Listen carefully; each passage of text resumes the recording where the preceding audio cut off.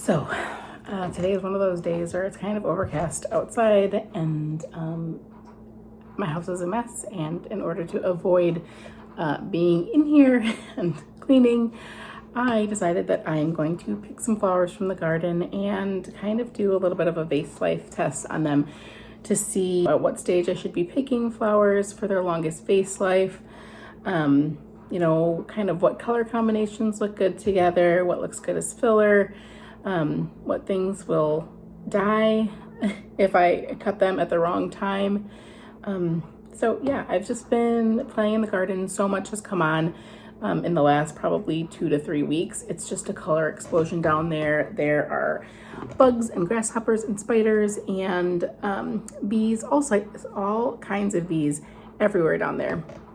So it is just teeming with life and it's really exciting. So I thought that I would pull a few things and start seeing what I can make with all of these flowers. So I have just cut a bunch of flowers and look at the stem length on most of these. I mean, they're at least 2 feet, so definitely great for arrangements, just for the table, market bouquets, those kinds of things. They are just beautiful and gorgeous, and I love going down there. And yeah, the stem length on almost everything down there is at least 2 feet. A lot of these I've cut shorter just because I don't need 4 feet of stem.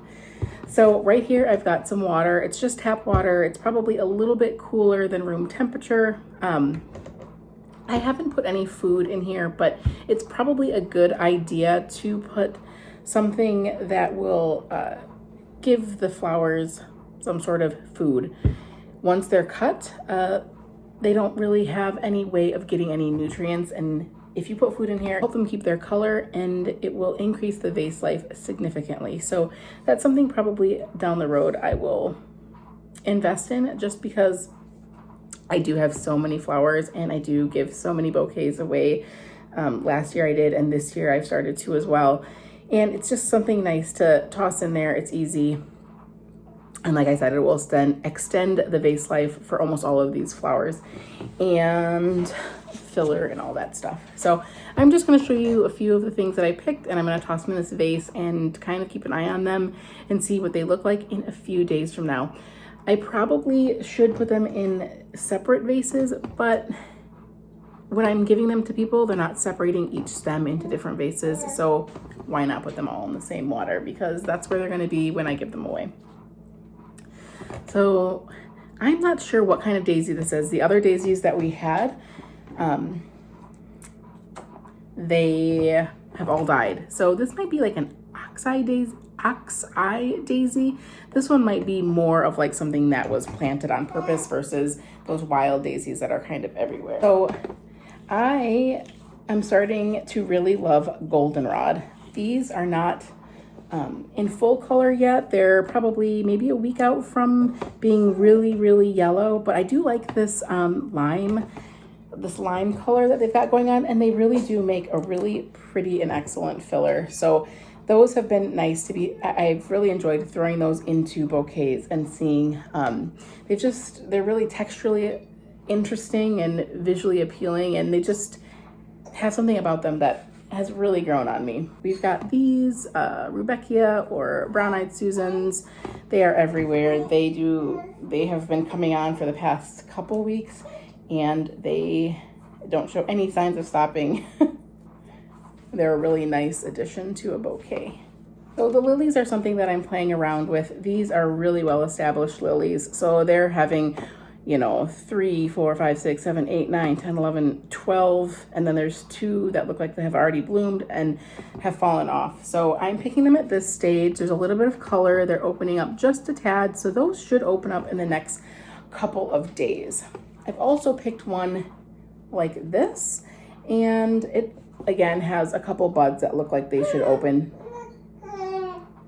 in the next few days as well. So I'm gonna see what I prefer, but when you're giving a bouquet to somebody, obviously you want some sort of focal flower and something that's already open. Even though this won't last a long time, it adds to the bouquet versus saying, oh, here, this will open in a couple days. So I'm gonna see which one I prefer. I'm sure it will be with the flower kind of open.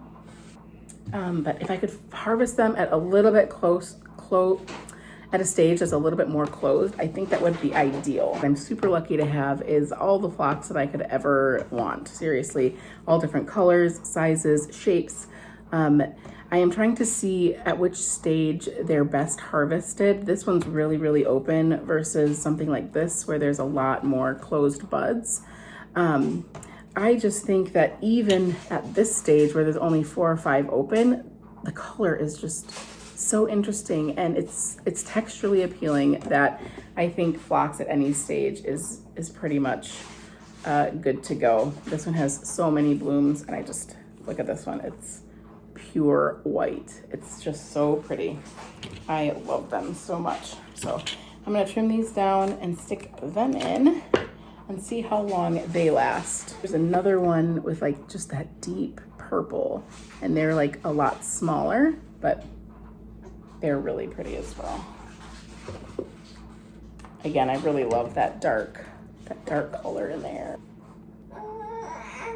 This mother lily, there are just so many different colors and varieties. This one should open at least 1, but if not 2 in the vase. So that will be interesting to see over the next couple days. It's so much to look at. What else do we have? Yeah, so I don't know how to pronounce this. Sedum. I've got this color and I've got this color, and I think just they are the wildest things. I think they're so cool, so pretty. I hope they do well in the vase because I really, really like this. And I separated some in the spring and it's already the size of its mother plant. I mean, they just take off. So they are really cool looking. These are Echinacea coneflower.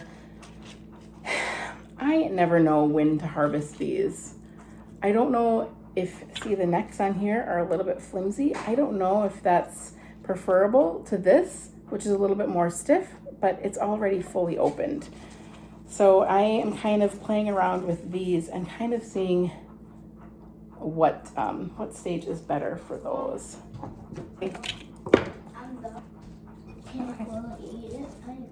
Okay, it's okay. You can go back upstairs. This flower is also really, really cool. I wish this could focus better. So if this would focus, this flower is really, really interesting. I have no idea what it is. The stem length isn't incredibly long on this one, but definitely tall enough to go into a vase and kind of drape over. I love it. I don't know, there's something about it. I just absolutely love that flower. So I really have to do some research and see what that is. I've got another black-eyed or brown-eyed Susan. And that's another thing. Some of these have like cones on them and some of them are a little bit more flat. So I don't know what that means either. If they are truly different varieties or if they're just at different stages of blooming. I've got some balloon flowers. That one's about to open up. These ones don't really have a smell, but they sure are pretty. So we'll go ahead and stick this guy in there. And again, I'm not arranging I'm not making an arrangement. I'm just testing the vase life on this. So at the end, if this looks crazy, that's why. This is a wild carrot, otherwise known as Queen Anne's lace. So, oh no, that's in the danger zone. Ew. So there's not a whole lot of this down there. This is Queen Anne's lace, but it is wild carrot. But it has a really pretty top. Ugh. And it smells like carrot. But it is really pretty and, oopsies, really delicate and fun looking. So this has been green since spring. This is Solomon Seal and I absolutely love it. So I want to work a lot more with this because I have a ton of it. And like I said, in the spring it has little white kind of bell-shaped flowers that kind of hang like that. Or no, they hang this way. But the greenery just stays green the whole season. Look at that. So this is Baptisia, and this blooms in the spring. I just have a blue and a very small white variety, but the big one is blue, and I just cut all the blooms off of that about 6 weeks ago. It was quite a while ago. It's a really early spring bloom, but the greens stay green for a really long time. They kind of remind me of eucalyptus. They've kind of got that matte look to them. They're not shiny, and they've kind of got that shape as well, but I really, really love the greens. And I have another vase over here that I've been testing, and there's some in there, and they are doing great. Kept their color, kept their shape, really good filler. I would have never thought to put these into a bouquet. These are poppies, so this is after they've bloomed, so these will not bloom. These are actually the seed pods. If I let them get dark and dry out, they will produce probably thousands of little baby poppy seeds within each one of these heads. So I've never thought about using them until I took the free mini summer course that Florette offers. She was talking about things of interest and air and airy things and things that just make you want to pick at the bouquet, look at it, and you don't need much of it, but I just think they are so neat and they look really, really cool. I also found another, oh, what is it? I have no idea what this is, but I think visually, texturally, it is so neat. There were small little white blooms. I want to grow more of this because I think this looks so cool in bouquets, just like the poppy seed, or the poppy pods. This just has this element of visual appeal and texture, and it's kind of airy because there's so much space, but it's got this structure that's pretty rigid. I don't know, it's so neat to me. I believe is Euphorbia, but it bloomed several months ago in the spring. But the color on it right now, as it's kind of dying back, is so pretty. So I'm gonna see, like the leaves, the lower leaves were kind of like deadish and icky, but the top I think still looks so pretty. And again, it's just got some movement to it that's so unique. So I'm gonna see how that does in the vase because I really like that. And the last thing, oh no, there's one more. I don't know what this is. I saw it last year. It'll color up and open up into purple, purple blossoms. It's so pretty. I think this is like a butterfly something. But I'm finding it in the garden, and it has all these seeds, and it is neat. It is interesting. So I'm thinking about possibly planting it and growing a lot more of it next year. Because right now I'm just finding it in random places, but as you can see, I mean, those seeds are definitely ready, and there's probably, 50 seeds in just that piece alone. So I am probably going to try to save these seeds and plant them and see how they do. I plan to start a bunch of starts probably in the February, March time frame. I'm going to probably invest in some grow lights. And then we have an extra rack of shelving that my parents gave to us because they didn't need it. So I think that would be perfect to get some starts going next spring to put in the garden, and hopefully just have a bunch more flowers because, the bajillion that we have down there isn't enough. I also wanted to show you, this is that seed pod of the Siberian iris when it goes to seed, but this is what it looks like after the flowers have died back. So a couple more months and that will be totally dried out like this. And then it can go in spring bouquets. It overwinters fine, like it doesn't get like moldy or anything. So you can come and pluck them in the spring. And it looks really cool with like the daffodils or tulip arrangements or any of those spring blooms. And